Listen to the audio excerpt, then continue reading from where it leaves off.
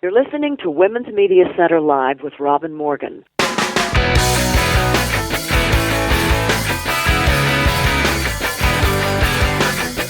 Welcome to Women's Media Center Live. I'm Robin Morgan. Wow, high crimes and misdemeanors. Later in the program, we're going to examine just what that phrase actually means and how it came to be in our Constitution.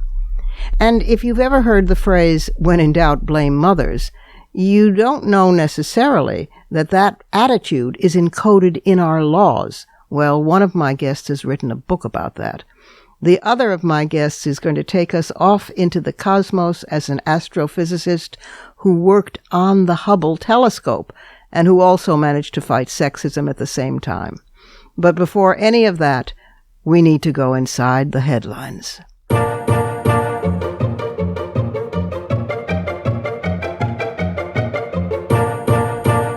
And we thought the week before this past week was staggering. Just this week alone, and it's not over yet as I write notes for this segment, we learned Trump openly admits that he fired FBI Director James Comey to make the FBI investigation of Russia-Trump connections go away. We learned that Comey kept notes of his conversations with Trump, that Trump asked Comey to drop investigating Mike Flynn and the Russia connections, that Trump knew Flynn was under FBI investigation and still hired him to be national security advisor. We learned that public pressure, all those phone calls we're making, resulted in the Justice Department having to appoint a special counsel to investigate Trump's cesspool, that Republicans have now begun to use the I word, impeachment, that Trump sees nothing wrong in his having given classified, highly classified information to the Russians, and lots more. We have also been treated to the most beneficial, greatest newspaper war in American history, with the Washington Post and New York Times competing in brilliant displays of investigative reporting. Oh, and Trump best buddy Roger Ailes bit the dust, dying at age 77 after creating Fox News, ruining the lives of numerous women, and corrupting our system with genuine false news. Oh, yeah, and Bill Cosby is about to stand trial for sexual assault. The news certainly is breaking faster than any glass ceilings. So let's focus on what may have slipped deeper inside the multiple headlines within headlines within headlines. For instance, when we learned James Comey kept written memos of meetings with Trump, everyone understandably focused on Trump's having asked Comey to stop investigating Michael Flynn. But the public largely overlooked reports that the memo also noted Trump's asking Comey to imprison journalists who received, verified, and then published leaks of classified information. Now, first, this is a breathtaking infringement of the First Amendment. Second, it doesn't happen anyway. The press was asked by intelligence services not to publish certain details of what Trump himself told the Russians in detail, since such information might cost lives, and the press responsibly refrained from publishing those details, which is more than anybody can say for Trump. This kind of restraint, when lives are at stake, has been exercised by reporters for decades. And even the conservative website The Resurgent deplored the idea of imprisoning journalists for doing their jobs and offered an insight into just who the leakers are.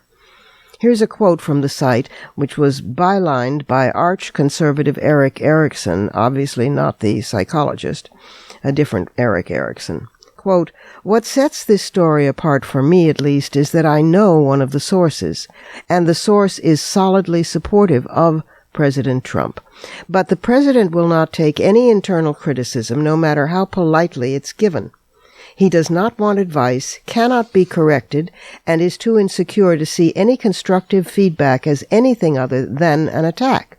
So some of the sources are left with no other option but to go to the media, leak the story, and hope that the intense blowback gives the president a swift kick in the butt.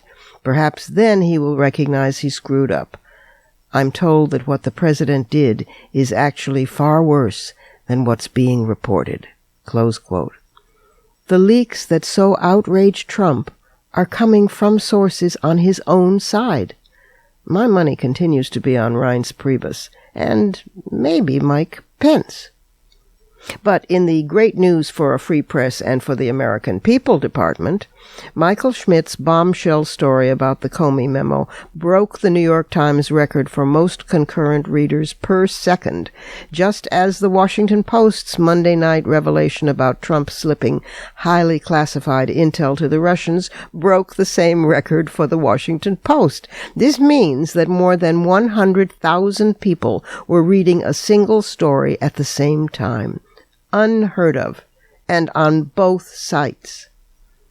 Also overlooked, but deserving of our attention, a just-released report on gerrymandering from the Brennan Center for Justice. It was co-authored by Laura Royden and Michael Lee, and the news nugget that confirms what we suspected is that the current decade's congressional maps are consistently biased in favor of Republicans.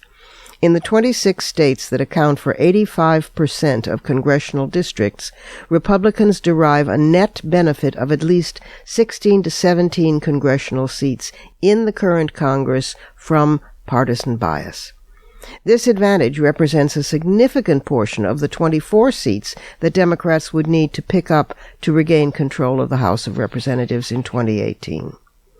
But there are other hopeful statistics. Americans continue to express an increasingly liberal outlook on what is morally acceptable.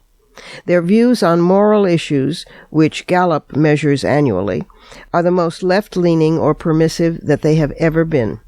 These include percentages of U.S. adults who believe that the following are morally acceptable: birth control, 91%; divorce, 73%; sex between unmarried people, 69%; gay or lesbian relations, 63%; having a child outside of marriage, 62%; human embryo stem cell research, 61%; and doctor-assisted suicide, 57%. Those are all approval statistics. No issues show meaningful change toward more traditionally conservative positions compared with when Gallup first measured them. So we're getting there. We're getting there. I mean, we still have a way to go to compete with Senator Larissa Waters, who was at her seat in the Australian Senate when her 11-and-a-half-weeks-old baby girl made her hunger loudly known in a baby filibuster. So Senator Waters made Australian history by breastfeeding little Alia on the spot. 73 women serve in Australia's parliament, representing 32% of all federal lawmakers there, compared with 19%, shame, in the U.S. Congress. A legislator in Iceland's parliament also breastfed her baby, while standing on her feet arguing passionately in defense of a pending bill. In the Australian case, Senator Waters said she was simply doing what women always do. She was multitasking.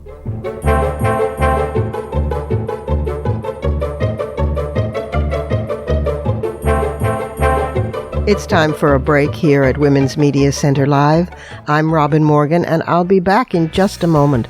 And in the meantime, think, if you can, of a connection between those people who would bestow personhood on the fetus and certain people's attitudes toward vaccination, negative attitudes, that is. It's an interesting connection and one we'll learn more about, among other things, in the next segment coming right up.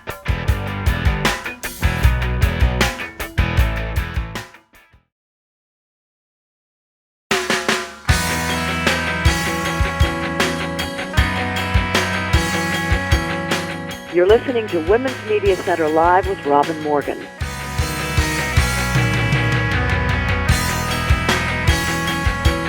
Welcome back. Linda Fentiman is professor at the Elizabeth Haub Law School at Pace University. She is a distinguished legal scholar whose teaching and research reflects her considerable experience in the practice of criminal law, health law, and environmental law. And she has just written a book which is called Blaming Mothers, American Law and the Risks to Children's Health. And she's with us today to talk about the book, which is, I think, an important book that takes the subject further than it's ever gone before. Linda, welcome to the program. Robin, it's a delight to be here. In this book, Blaming Mothers, American Law and the Risks to Children's Health, is an important book. As a feminist, we've had a joke going for some 30, 40 years now, when in doubt, blame mothers, because, that's not the new revelation. What's the new revelation in this book is how encoded that attitude is in our legal system, and the consequences for women and for kids. Talk to us about this situation that caused you to write this remarkable book. Well, I chose to write it because I was noting the alarming trend of more and more women, mothers, and pregnant women being prosecuted for really innocent behavior. Yeah. And what we see today is that it is unconscious biases, gender stereotypes, an idealized vision of what mothers should do that are influencing the law in what are apparently neutral legal principles. The idea of negligence is falling below the standard of the reasonable person. But because everyone has unconscious biases of race, class, and gender, sure, and other mental shortcuts that we all engage in, these shortcuts influence the decisions and the judgments made by healthcare professionals, by prosecutors, by social workers, and especially by judges and juries. So that even when the law says this is a neutral standard for evaluating the conduct, when it is the mother whose conduct is evaluated, she is inevitably judged by a very high standard. And the woman who delivered at home and was prosecuted for murder, she didn't know. She was very early in her pregnancy, and she went home for lunch and didn't know that she was about to go into labor. And then as she went into labor, she discovered that she had a breech birth, and she didn't know what to do. And so whether or not the baby was born alive, she didn't contact medical people, and then she was prosecuted for murder for, quote, acting recklessly in regard to her obligation to seek medical assistance. Similarly, in Utah, in which a woman refused a C-section and then later delivered a stillborn child, and she was charged with capital murder, first-degree murder, on the theory that she was selfish by choosing not to have a C-section. She was more worried about the scar on her abdomen than she was about protecting the child. So it's shocking, particularly the prosecution of pregnant women, but it should not be surprising given the growing emphasis on fetal rights and fetal protection that has really boomed since the Supreme Court decision in Roe versus Wade. Yeah. And I think part of this is due to the fact that the fetus is literally much more visible than it was 40 years ago. Mm-hmm. With amniocentesis and stuff, forth. Yes, amniocentesis and the photographs that have been taken that show a fetus apart from its mother's body. Right. Whether it is in Life magazine or in sonograms ultrasounds that everybody has posted on their refrigerator. Yeah. We tend to see the fetus as an independent human entity at a very early age, ignoring the fact that we can only have healthy births if we have healthy mothers. Precisely, yeah. And that it is still her body, the mother's body, and she should have a right to do with it. Oh, it just makes me crazy. Talk to us about the Regina McKnight case, and because it's so dramatic. Well, so Regina McKnight was a young woman. She had intellectual disabilities. She was homeless. She was grieving over the death of her mother, and she did use cocaine. And she suffered a stillbirth. Mm-hmm. And instead of getting medical attention and sympathy, she was prosecuted by South Carolina prosecutors. And I want to add that South Carolina is one of the states that is most vigorous in prosecuting pregnant women. Why am I not surprised? Yes. So South Carolina prosecutors charged her with murder based on child abuse, and they alleged that by using cocaine while she was pregnant, she was knowingly and recklessly risking the health of her unborn child. And the problem was, and so she was convicted by a jury. Mm-hmm. The judge sentenced her to 20 years in prison, although he said she only had to spend 12 years in prison. The South Carolina affirmed her conviction, although 6 years later it reversed on the grounds of ineffective assistance of counsel. Uh-huh. And what was interesting in that case is the causation question, because the truth is that in many cases we do not know what causes stillbirths. There are multiple causes. Right. And stillbirths are more likely to happen to African American women regardless of their economic status. But in this case, the prosecutor brought in a medical examiner who testified that it was the cocaine that caused the stillbirth, whereas in the first trial, there were actually two trials in this case. The defense offered the testimony of another expert that there are many causes of this particular condition. And yet, at the second trial, McKnight's own lawyer failed to bring in that evidence. And part of the problem, and I think part of the reason that we blame mothers, is that it's a natural tendency to look for one cause of a bad outcome. But in fact, in many health situations, there are multiple causes of stillbirths, of miscarriages, etc. But by focusing on the mother's conduct and the mother's decision in this case to use cocaine, ignoring all the problems of addiction, the prosecutor made Ms. McKnight the sole cause of the harm. And that is really what's misleading. And because jurors have unconscious biases about women of color, about poor women, about motherhood, what the ideal mother would do, right, exactly, then it's very easy for them to make a discretionary decision that is in favor of the prosecution. And also, oversimplification is always more, alluring to some people than looking at complexity. I mean, it's easier to simplify. It's, more comforting to have a single source. I mean, it's just the lowest common denominator. Talk also a bit about the vaccine deniers. And yes, so that's so interesting.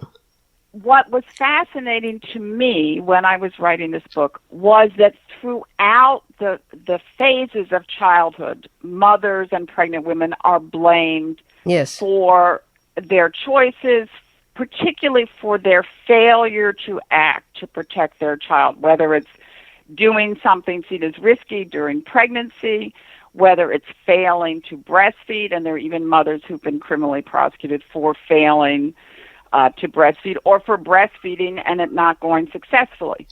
But what I found with the vaccine deniers is this is the only instance in which mothers and fathers are not prosecuted for failing to protect their children. Isn't that interesting? Yeah, when I read that in your book, I thought, wow, look at this. What does this tell us? It's fascinating. Why do you think that there's that exception? Well, I think, again, I don't want to oversimplify, but it seems striking that the only parents, the only mothers who are not prosecuted for failing to act to do something to protect their children's health are upper middle class white women who are not seen as bad parents in the cultural vernacular. And but when it is the other mother, the mother who lives in another zip code, Yep. it's easy to vilify her for her choice. So the people who decide... The vaccine deniers are mostly of that upper middle class and white, right? Yes, they are overwhelmingly white, and they're middle class and upper middle class. Well, they're often very well educated. What makes it even more upsetting is that it's not only their own children who they are putting at risk of getting measles, of getting whooping cough, if they're not vaccinated. It is other people's children. Exactly. Because of herd immunity, we really need a large percentage of the community vaccinated, up to 95% in the case of measles. Tell me, you discuss, fortunately, also what to do to change this. Well, I think the solution is to use health crises of a mother, of a child, not as an occasion for blame, whether civil or criminal, but really to offer services on a voluntary basis to a pregnant woman, to a mother. So, for example, the Nurse Family Partnership program has been adopted in a number of cities, and this is where pregnant women and mothers agree as a matter of choice to have a nurse visit them while they're pregnant, while they're in their first years of child rearing.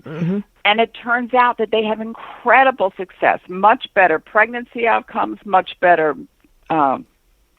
children's health statistics, but it's voluntary. It's not punitive. Right.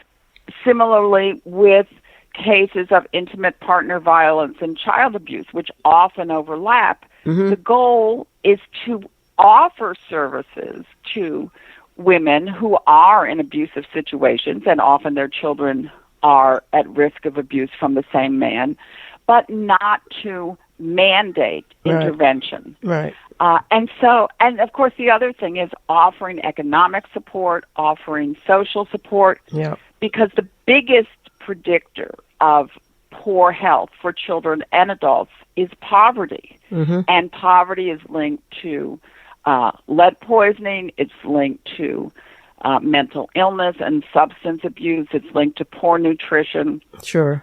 And poverty sets up a vicious cycle in which children who are more malnourished and sometimes abused grow up to be drug dependent, mentally ill, and can perpetuate the cycle of violence. Right.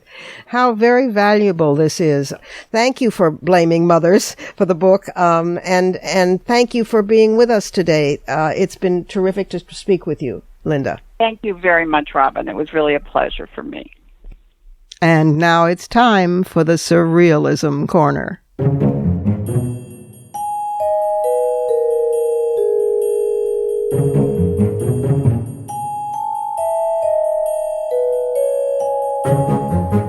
The Missouri State Senate recently was confronted by a group of local women dressed in long red gowns and white, face-hiding bonnets, clothing straight out of Margaret Atwood's superb novel The Handmaid's Tale, which of course is now a new series on Hulu.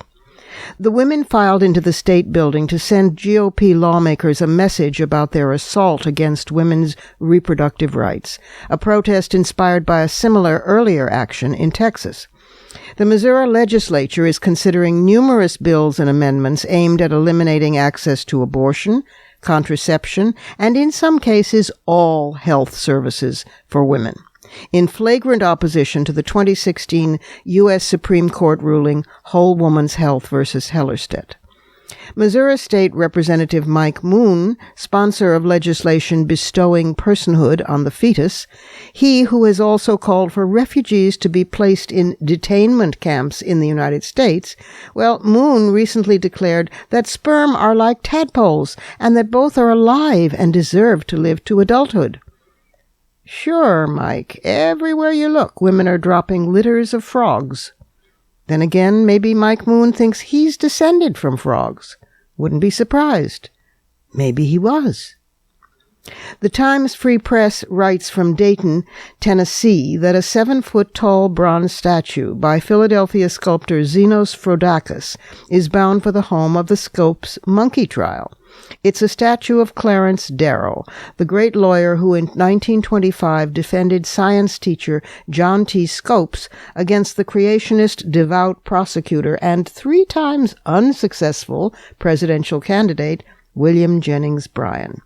Scopes had been teaching, shocking, brace yourself, evolution. Scopes purposely incriminated himself so that the case could contest Tennessee's Butler Act, which made it a crime to teach human evolution in any state-funded school. Scopes was found guilty and fined $100, although the verdict was overturned on a technicality. But the case received national publicity since the 2 famous lawyers and orators agreed to represent each side. The Darrow statue will be dedicated now on July 14th, the day the Scopes trial play and festival begins that celebrate the duo's famous court battle at the Rhea County Courthouse. A sculpture of Bryan, mind you, whose main argument against evolution was the Bible and his own personal declaration that he was not descended from a monkey.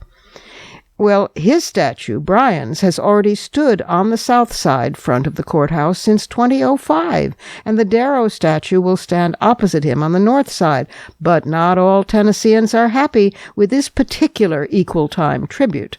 For example, Bill Holland, a 23-year Rhea County Commission veteran, is quoted as saying he's opposed to the Darrow statue because of his personal religious beliefs and because he sees no reason to celebrate the man who lost the trial. Think about that reasoning. And while we're on the wild and crazy notion of evolution, so radical, let's celebrate the discovery of a strange new species of human cousin found in South Africa, named Homo naledi, N like Nancy, A-L-E-D-I, Homo naledi or naledi. In 2 different caves, scientists have discovered numerous skeletons, the bones as recent as 236,000 years old, which means that Homo naledi was roaming Africa at about the time our own species was evolving. At first it was thought that this newly located species was incredibly primitive, since their brains were as small as that of a gorilla. Now it turns out that Naledi might not have been so primitive, in that they buried their dead and crafted sophisticated stone tools, usually characteristic of southern Africa's Middle Stone Age. Ritual disposal of the dead is an advanced behavior, according to scientists, suggesting that a species was capable of symbolic thought and regarded itself as separate from the natural world. And to date, only humans and Neanderthals have been found to bury their dead. The Naledi must have had a long-lasting lineage, because it would appear that their species arose 2 million years ago during the early days of the genus Homo itself, but somehow survived long enough to coexist with modern humans who emerged only about 200,000 years ago. The caves are in the so-called Rising Star Cave System, one of the twisted and branching limestone caverns that make up a World Heritage Site called the Cradle of Humankind. The first chamber was so narrow and difficult to get access to that an all-woman team of short, extremely agile spelunkers were needed to excavate it, which we duly reported on at that time on this program. The second cave was shallower and easier to access, and crowded with more than 130 hominin bones. We now know that our Homo sapien ancestors did not live in a single species world the way we do. Several other species roamed the planet during this period. The familiar image of a stooped monkey evolving into a human walking upright, and usually for some reason carrying a briefcase as if our entire species culminated in the form of a businessman. Well, that image is simplistic and incorrect. Scientists say that it might be much more accurate to think of human evolution as a stream rather than a direct line with branches like a tree.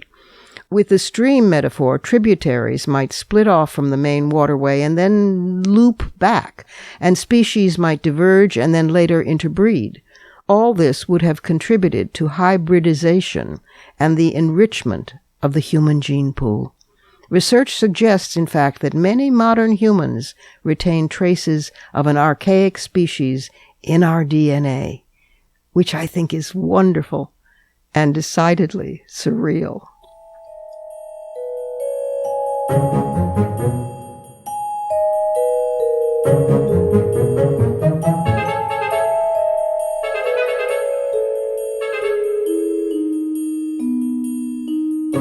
Time for another short pause here at Women's Media Center Live. I'm Robin Morgan, and I'll be back in just a moment or two with an astrophysicist who will take us off this planet, tortured planet, and out into the universe for some wonder and amazement and beauty. Stay with us.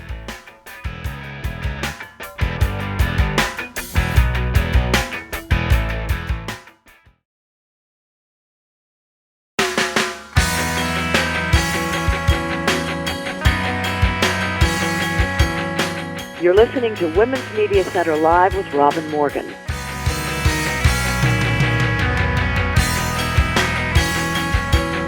And we're back again. Claudia Megan, or Meg, Urry is an American astrophysicist who was from 2015 to 2016 president of the American Astronomical Society. She was formerly on the Hubble Space Telescope faculty, and she was chair of the Department of Physics at Yale from 2007 to 2013.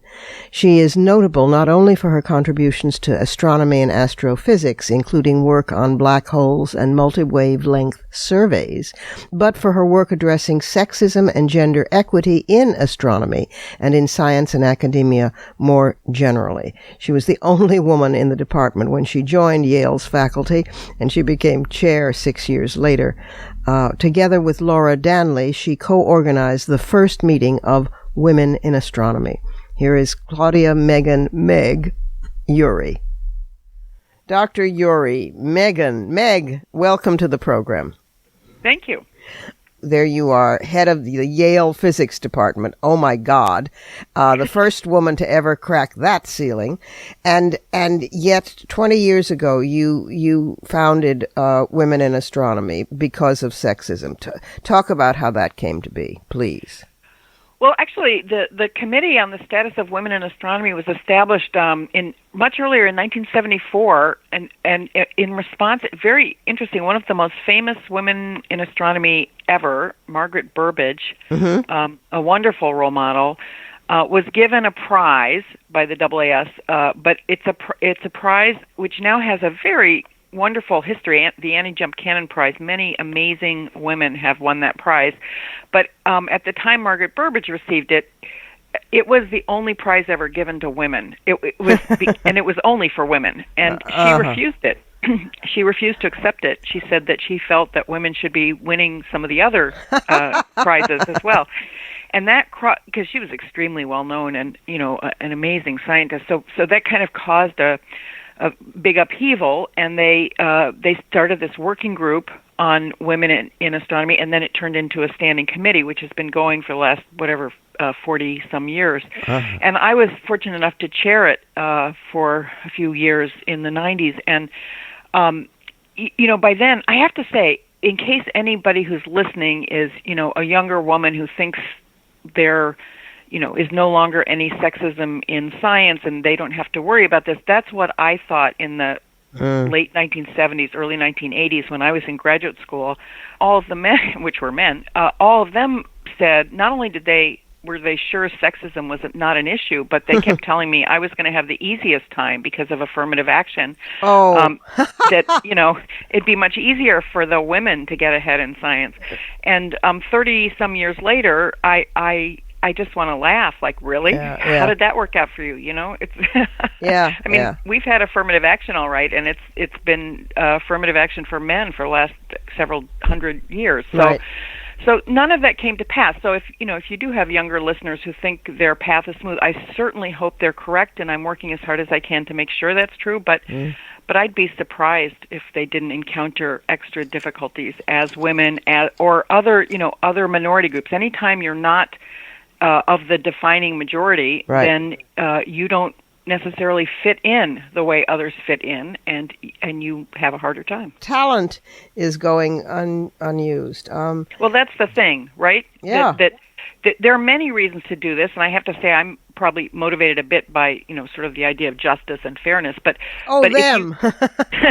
Just to mention a few small things, I think scientists do recognize that if you've eliminated half the brains or 3/4 of the brains before you start recruiting, you're not going to do as well as you could. Yeah, scientists are supposedly scientists. They're supposedly going on the facts, on reason, on logic, and of course, discrimination is discrimination wherever you find it. I think this is why science is a little bit resistant to it, because we really value objectivity and going by the evidence, and so if you accuse scientists of not being objective, they just feel as if you've told them they're a bad scientist.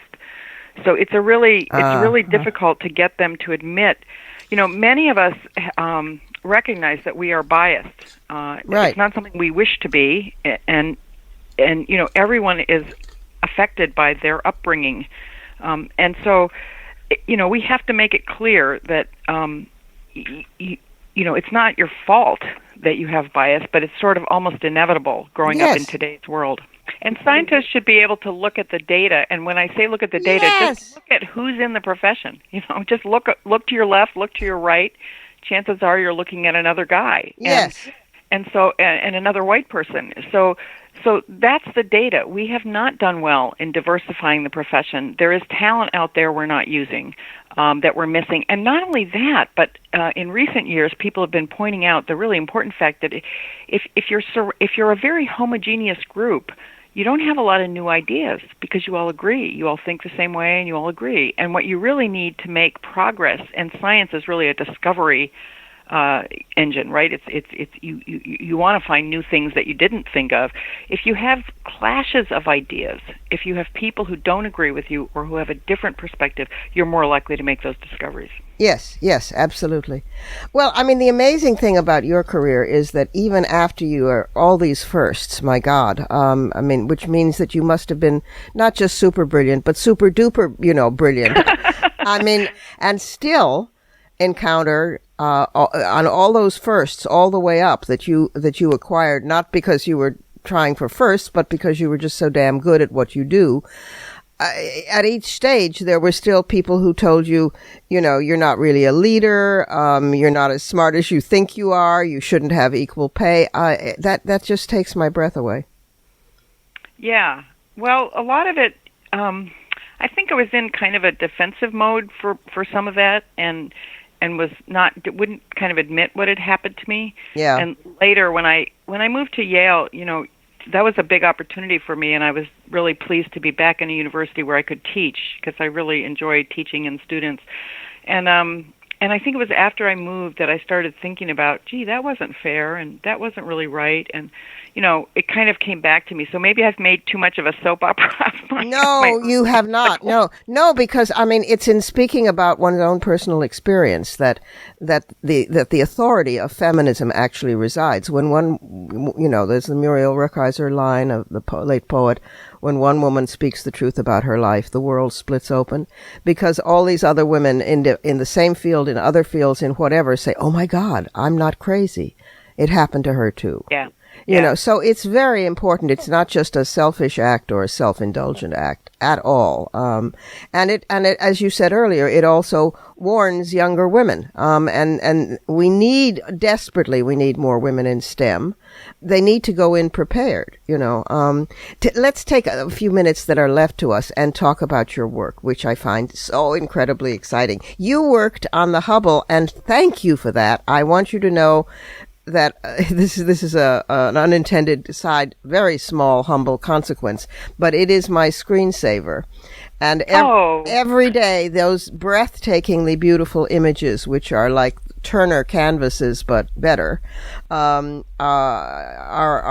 shifting and changing on my screen. And thank you for that work on the Hubble. And the Webb telescope is yet to come, and that will further your work hugely, won't it?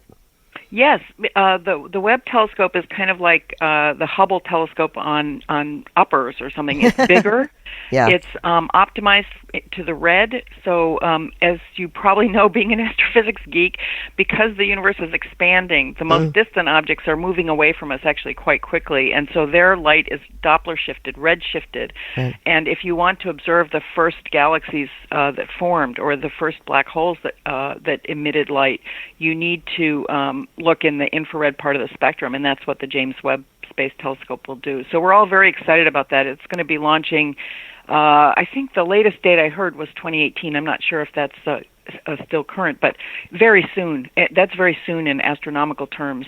So we're very excited about that. It was a privilege to work on Hubble, I have to say. It was, when I think about the impact that mission has had, it's more than any other NASA mission you could name, except maybe the Mars Pathfinders or something. It's really, those pictures are in textbooks. Those pictures are on your screensaver and my screensaver, and on the wall in the NASA administrator's office. And I think it helped give us a different perspective on the universe, a different perspective on the world around us. Yes. I mean, it shifted the emotional and mental gravity, as it were, of each of us, and our place in the universe. You cannot look at those images and not be, in the real sense of the word, awed. I mean, they are genuinely awesome. The universe is awesome. That's really the bottom line. The universe is an amazing place, and I think this is something that young people really appreciate. And even if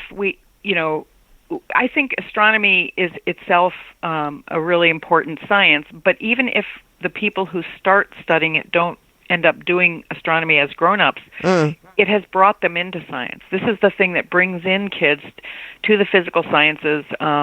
It's one of the big attractors, and they end up, when you study astrophysics, you learn incredible skills that are very translatable to many other spheres. For example, one of the things we do is deal with enormous data sets, with big data. Right. And the kind of searches that, a healthcare company wants to do in order to optimize care is completely analogous to searching a huge database to try to find the few weird objects that do a particular thing. I mean, it's really very similar. So we train these guys, and they're very, very happily, many of them are happily engaged in other pursuits. But for me, the black holes are really a cool thing. Oh, the black holes are so cool. Okay, I cannot resist asking you, theories about the black holes being, how shall I put? I sound like a refugee from Star Trek. That's okay. But we're all refugees from Star Trek. I know. I certainly proudly. But is this just popular science, or is there any substance to the theories about multiverses? Oh, interesting. So I think we don't know yet. It's like all theories. It's an idea that is proposed for good reasons. It's not just made up out of, actually 500, 1,000 years ago, people we called cosmologists just sat down at their desks and wrote a story, which was how they thought the world worked. And today we just don't do that, right? We go out and look at data. So there is a reason for the multiverse idea. Whether it's correct or not, I think we don't know yet. And it's kind of hard for people to define simple tests to actually test it. I mean, I find it quite mind-boggling. But on the other hand, things that we used to think were mind-boggling, like quantum mechanics is a good example, turn out to be not only correct description of nature, but also incredibly important. Quantum mechanics is what fuels all modern electronics. Right. So if we hadn't figured that out back in the day, 100 years ago, when nothing about it sounded useful. Right. If we hadn't figured that out, we wouldn't have all the devices we have today, which are generating, a huge fraction of the U.S. economy. So it's cool stuff. And bless those theorists who like to think about stuff like that. So what I want to do is go out and measure things, like how many black holes out there, and how big are they, and where are they, and when did they grow the fastest, and when are they growing slowly, and how do they affect their host galaxies. So, and that stuff, amazingly, that we can just go to a telescope and take, do imaging or take spectra and learn about. I mean, this is, to me, if you had told me I'd be doing this as a job, I mean, Yeah. I would have thought you were off your rocker. It is so cool. One last question. Given the fact that the incoming administration is racist, sexist, and anti-science, will this have? Do you expect this to have an impact on funding for the sciences? I know that they want to withdraw. The Trumpians want to withdraw funding from NASA to do climate research, and that in itself is devastating. But how do you expect this to fall out in terms of science? It's a really good question. And, in the past, if 20, 30 years ago, that question would seem ludicrous. I mean, science was supported by both parties. It wasn't seen as any kind of agenda-driven activity. And frankly, that's how scientists look at it. I mean, we really don't think what we're doing has a political direction. Well, and so it doesn't. It's science. It's fact. We try to figure out what nature is saying. And that's not to say, of course, personal views can color what we imagine, but in the end, the answer is decided by nature. It's not decided by us. And the climate work that's been done by NASA, I mean, the information that comes back from NASA satellites and also NOAA satellites is remarkable and has been remarkably valuable to, again, other things, for example, farmers knowing in detail how much water their crops got, these kinds of things, or understanding ocean currents and storms. And, there's many very practical Sorry, one more that I wanted to say. NASA helps us study our sun, and there are electrical storms on the sun that could wipe out 100% of the electronics on Earth if one of them happened to come our way. Right. We missed one by 1 week a few years ago, and one of them 100 years ago, when all we had was really telegraph lines, destroyed the telegraph system. So we know these things are out there, and we desperately need the data that NASA collects to understand the world around us. Of course. So you asked me what I think of the incoming administration. Let's see where they go. They certainly, a very huge part of physics is funded by the Department of Energy, and that's now headed by someone who's not very interested in the success of the Department of Energy, to judge by past statements. So that's worrisome. We worry about it. On the other hand, I don't want to give the impression that every scientist is an anti-Trump person. We're as diverse as the rest of the world. We have people who probably support it. But here's the point. I guess I'm an optimist, and I'm hopeful that sane minds will prevail, and that many in Congress in particular understand the value of scientific research.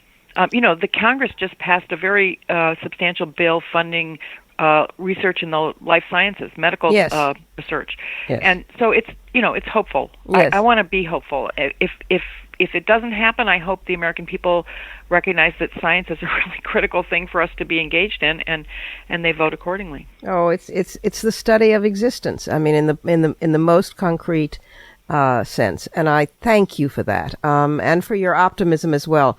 It's very encouraging to me that a woman who studies black holes is an optimist.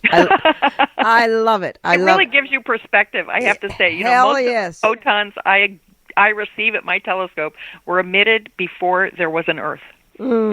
Before the Earth existed. Isn't that mind-boggling? I love it so much. It is awesome. It's just, I don't understand why people need religion when there's stuff like this. I mean, the real thing.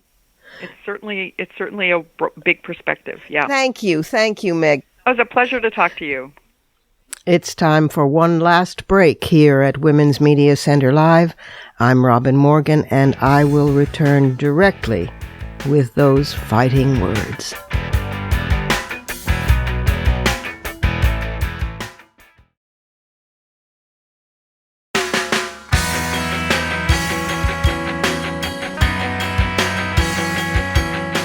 You're listening to Women's Media Center Live with Robin Morgan.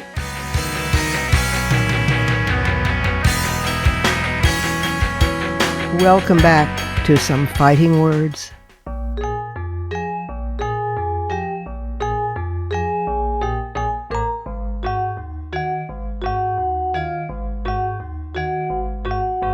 Well, it's not yet the beginning of the end, but it sure as hell is the end of the beginning. Trump's been abroad, mortifying us around the world, feeling especially enraged as the walls of the law close in around him. True, he still manages to be contagious, to slime the acts and reputations of those who come anywhere near him, National Security Advisor H.R. McMaster being the latest example. But with a special counsel now on the scene, and even before then, there's been much parsing of meaning about one specific ground for impeachment, obstruction of justice. Certainly Trump's jaw-dropping admission in a televised interview that he definitely did have in mind ending the Trump-Russia thing, as he put it, when he fired Comey, well, that would seem to me to show a neon sign of obstructing justice, though I'm just a citizen, not a lawyer. But as a citizen, I believe he's also guilty of another ground for impeachment, an even broader ground, from Section 4 of Article 2 in our Constitution, quote, "The President, Vice President, and all civil officers of the United States shall be removed from office on impeachment for and conviction of bribery or other high crimes and misdemeanors." Now just what does that mean? Well, since 1386, the English Parliament used the term high crimes and misdemeanors to describe one of the grounds for impeaching officials of the Crown. The framers of our own Constitution knew the phrase and its context very well, and knew that a high crime is done in order to circumvent justice by someone who is in the unique position of power that is political in character. At the time the Constitution was written, the phrase did not mean any stringent or difficult criteria for determining guilt, just the opposite. The phrase was historically used to cover a broad range of crimes and acts. Officials accused of high crimes and misdemeanors were charged with offenses as varied as a. misappropriating government funds. Think about the millions of taxpayer dollars spent on Trump's weekend trips to Florida and on his family's purely business trips, self-interest abroad, for starters. B. appointing unfit subordinates. Think about Flynn, Bannon, Jared, Ivanka, Sessions, DeVos. Oh, good God, where do I end? C. threatening a grand jury, denouncing not only the special counsel, but a Virginia grand jury that issued subpoenas as part of a witch hunt against him. Other offenses covered in the original definition included losing a ship by neglecting to moor it. Well, that's a 17th century one that he hasn't been guilty of yet. And bribery, encouraging special interests in the U.S. and abroad to patronize his hotels with the unsubtle message that this will gain special favors, demanding Comey's personal loyalty with the inescapable implication that this was the price for Comey keeping his job, violating the emoluments clause of the Constitution by profiting his business interests through abuse of his position. Far too many more to name here. The phrase in its original meaning is interpreted by scholars as for whatever reason whatsoever. James Madison said that impeachment was indispensable to defend against the, quote, incapacity, negligence, or perfidy of the chief magistrate, adding that unlike a legislature whose collective nature provided some safety, in an individual, quote, loss of capacity or corruption was more within the compass of probable events, and either of them might be fatal to the republic, close quote. Loss of capacity, corruption. Wow, how about both? Don't forget, the framers had tried to negotiate for years with, and they finally revolted against, King George III, who suffered from porphyria and was quite mad. It was George Mason who offered the term high crimes and misdemeanors in place of those proposed earlier. Alexander Hamilton defined it as, quote, those offenses which proceed from the misconduct of public men, or in other words, from the abuse or violation of some public trust. They are of a nature which may with peculiar propriety be denominated political, as they relate chiefly to injuries done immediately to the society itself, period, like interfering with our voting. But my favorite is Benjamin Franklin's definition. He deemed impeachment and removal necessary for those times when the executive simply, quote, rendered himself obnoxious, period, close quote. There you go, Ben. So, obstruction of justice as impeachment grounds, sure, Trump qualifies for that. But personally, I go for high crimes and misdemeanors. Even that may be lenient, but then again, there's always the charge of treason. Those are my fighting words. Add yours on Twitter and be sure to tag us at WMC Live and use the hashtag #FightingWords.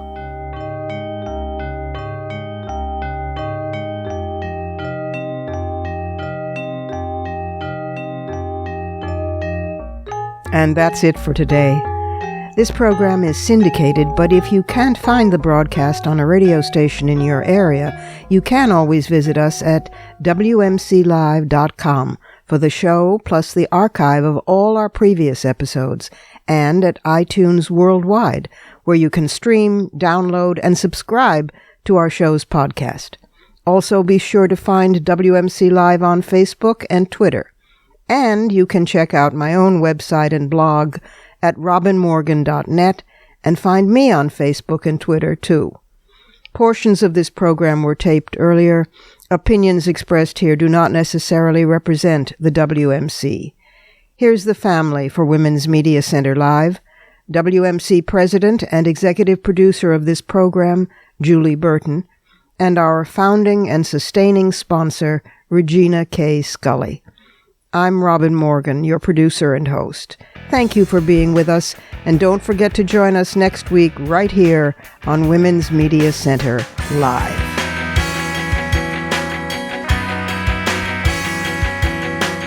For the smartest talk about news, politics, sex, books, religion, race, and more, tune your radio to Women's Media Center Live with Robin Morgan. Audacious, witty, provocative, informative, and fun. It's Women's Media Center Live with Robin Morgan on WMCLive.com. Talk radio with a brain.